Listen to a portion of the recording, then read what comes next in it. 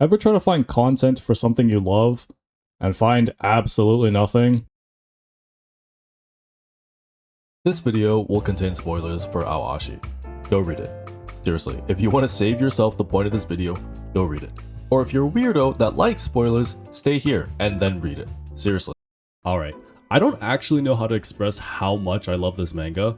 Every time I think about how to express it, my brain goes haywire. I get bottlenecked over what to talk about. Written by Yugo Kobayashi, he presents so many ideas that I get dizzy over which one to talk about. From the writing, the storylines, the moments, the developments, or the characters. Seriously, the characters. This is one of those series for me where the cast of characters is so memorable. It's been about 3 years since I've started this series, and I can still probably name most of Team A from heart, which is a far cry when I try to remember casts from series like Solo Leveling, where I kinda just remember Sun Jin Woo. And don't get me wrong, I am an avid enjoyer of Solo Leveling, but I could not tell you the names of these people to save my life. These characters are so fun to revisit. Awashi does an incredible job at balancing so many character arcs at once. It is honestly so addicting to read no matter where I pick it up, since it gets me to notice something new every time. Seriously, this manga is one of the bigger reasons that this exists. If I'm looking for something to read and my finger slips, there goes the rest of my week. If that sounds ridiculous to you, that's because it is. Now let me try to help you understand why it happens. Thematically, Aoashi is all about development and change, and does a phenomenal job at showcasing it. And one of my favorite aspects of the series is that this theming isn't just centered around the main character, but for every single player who plays on the pitch, be it ally or opponent. And this is what makes a cast of Aoashi one of its greatest strengths. Character arcs in the series are often worked in tandem, which set the high pace for the story. As a result, many of the interactions feel fluid, organic, and often become the catalyst for so many great moments in the series. And it all starts with a strong characterization that begins right when the story starts. Our starting trio, Ao, Otomo, and Tachibana, are introduced to us as close comrades after fighting an arduous entrance exam.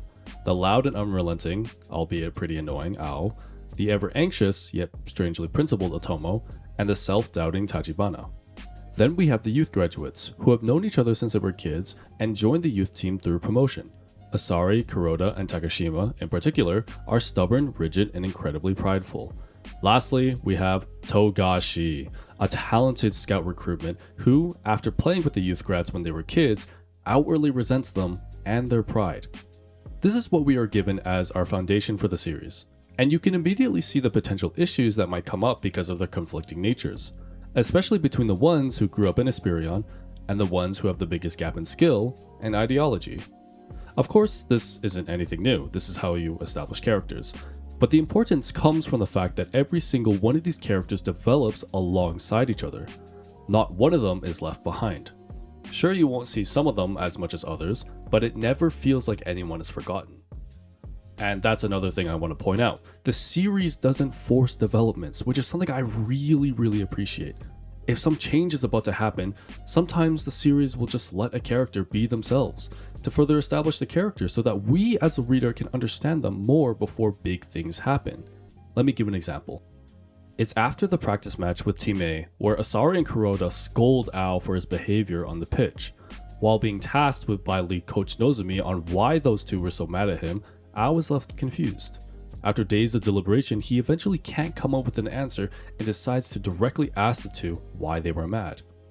It's not a very loud moment at all, but in the space where you could expect Ao to change in some sort of way, the conclusion he comes to is so realistic. He just doesn't get it. He has no clue why they were mad or what he did wrong, and instead of letting that sit, he directly presses the issue. Genuinely, this is one of the most natural scenes I've read in all of manga. And I realize it's because often I find myself almost expecting a character to have epiphanies or life lessons when going through conflict. Usually they change with whatever they said, embodying the ideology that sprouted through their experience. So it's refreshing to read something and just hear, I don't get it, guys. The only thing I do get is that I don't get it. And I think this is one of the moments in the series where it really starts to grow in me. Comedically, the confrontation doesn't lead to any further understanding at all either. It's just more fighting. But this is all set up for the next match, where the team is backed into a corner and Ao has to ask himself something.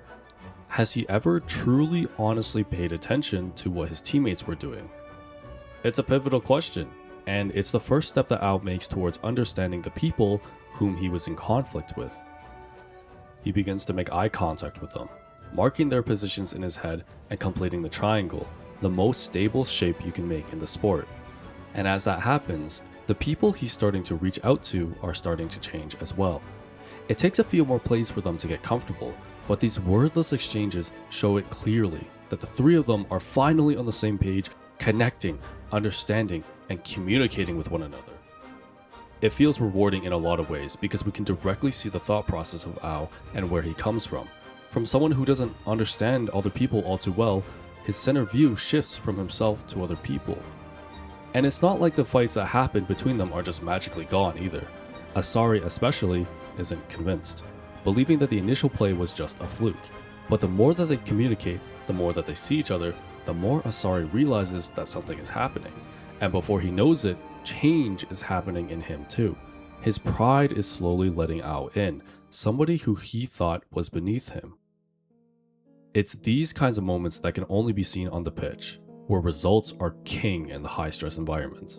Realistically, no amount of talking it out outside the pitch would have helped, with each party with their own reason to dislike and ignore each other. But rather, Ao, making seemingly unconscious changes and results in empathizing with his teammates, something he wouldn't have done before. And because of that, Asari and Kuroda react to that and begin to change as well. And it's this environmental storytelling that is so captivating for me. And best of all, it's realistic. These developments don't overwrite the character's foundations completely. Let's revisit Asari. After the game, you can see that he still doesn't fully respect exam takers, only apologizing for what he said when prompted by Kuroda. Or again, when he's hesitant when everyone goes out to search for Ao after dorm hours. He's not completely sold on these new relationships, with his pride and uncertainty fueling his inaction. Instead of getting rid of certain traits and replacing them with new ones, it feels like the added experience is stacked onto the initial foundation, which makes the reading experience even more immersive. I feel like some stories really shoot themselves in the foot this way, where confrontation is an excuse to get rid of certain character traits, and developments end up feeling rushed or unjustified in some way. Alright, so we just spent the past few minutes talking about one character in one match, taking about, let's say, 20 chapters. Not so bad, right? But what if we were to talk about his developments in the next 4 matches? What if we were to talk about the other first years? What about the second years, or the third years, or the coaches, or the entire enemy team? Alright, okay, not every development will feel substantial, but the point is, Yugo Kobayashi executes the story in a way that there's always something happening, often having multiple storylines running parallel at once. It's like watching someone juggle, but instead of pins, he's juggling between characters, storylines, and ideas. And it's this dynamic storytelling that makes experiencing it feel like eating a good meal at times. Now, let me take us to the entree, the best match in the series. The match is set up in an interesting way. Funabayashi, one of the top 3 teams in the Premier League, dons one of the most powerful forwards in the league, Tripone. Supported by Futahara, another extremely threatening power forward, and an unrelenting trust from his teammates, this is the most aggressive attack-heavy team we have seen thus far. To beat them, Esperion needs to be the best that they can be. But when we come back to our cast, there's something that's just shaking the team. Juxtaposed by the announcement of third years promoted to the senior team for next year, Tyra, an encouraging second year, who we journey with throughout Esperion, announces his retirement from football, rippling shock throughout the team. Those who grew up in Esperion alongside him are especially confused. And it's understandable, he brought a warm and comforting presence in extremely competitive and harsh environments. In a lot of ways, he held Esperion together in the background, encouraging and supporting others. With him opening up to the rest of the team about his decision, they reject it, pushing back against his decision, determined to create a big league in the Funabayashi series, and subbing him in hopes to inspire him once more. Takasugi, the current team captain, is especially determined to make this happen, in contrast to Akutsu, who doesn't mince his words at all, telling Tyra to leave immediately, saying he's only a distraction for the team. But strangely, Ao isn't here for any of these intense conversations. Someone who is highlighted for his attention to detail to his teammates on and off the pitch, he seemingly just doesn't care about what's going on, saying that he can only allow himself to focus on the upcoming match. This change is unsettling, only more so when his mom comes to visit all the way from his hometown in hopes of seeing how her son is doing. But even though people are worried about him, Ao doubles down on his conviction, convinced that the only way he can move forward to become complete in attack and defense is by focusing on this singular match. Though it's true that Ao is currently at the top of his game, things feel strange. At some point, it stops feeling like I'm reading manga and more like I'm listening to an orchestra, where the conductor has used the first few acts as setup for the grand finale. Please, please, please, if you are at least a bit hooked, click off the video right now and read it for yourself. The experience is so worth it. You're still here? Awesome. Okay, come with me and don't trip. After successfully pulling off the 5-lane concept, a tactic designed to prepare its soldiers for the world stage, the pitch is prepared for Esperion to become the best team in the Premier League. The payoff is massive. We can see Ao's ability come to bloom in an amazing way, the 5-lane concept perfect for his visual acuity. Combined with some of the best players on Team A, this is not a team to be underestimated. The Funabayashi players are pressed, unable to match up with their level of play, the defense constantly being deconstructed by Esperion. Yet in one play, a singular counter, the momentum shifts, and the unstable feeling we had before the match begins to rear its head. The footing for Esperion starts to feel a little shaky as they lose some confidence in the 5-lane concept, but even more so for Ao, who becomes almost irrationally focused on grasping what is, in his mind, someone who can become complete on offense and defense. His tunnel vision is suffocating. Coach Fukuda is starting to waver, with flashbacks from his career-ending injury, and Coach Naramiya details just how unstable Esperion really are. That though impressive, they were incomplete, that they could have very well taken the match by pure ingenuity, but that day wasn't today. Unsettling is far too light of a word for this scene. And through the final nail in the coffin that is the incredible world-class athleticism displayed by Trapone, Ao's mental shatters. His conventional understanding of football is trumped by extreme physical prowess, and the feeling that he's been chasing is starting to escape right under his nose. And now the drive that has been pushing him for the past 100 chapters is starting to work against him, his brain working overdrive to save the match even at the cost of his own body. Ao somehow is able to pull away, but in his last moments completely consumed by football, he breaks the rules and is sent off the pitch. I've read this part so many times, and it still gets me to hold my breath. This match is crushing. It is the height of emotion in the series, with everything feeling as though it's stacked onto a single point, with alarms of imbalance ringing everywhere you turn. The desperation is palpable, as Ao wavers between being the best that he can be and failing.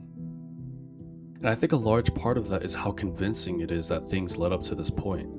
Ao's character is so consistent with what happens, with his unrelenting drive turning into obsession, his perseverance turning into fear.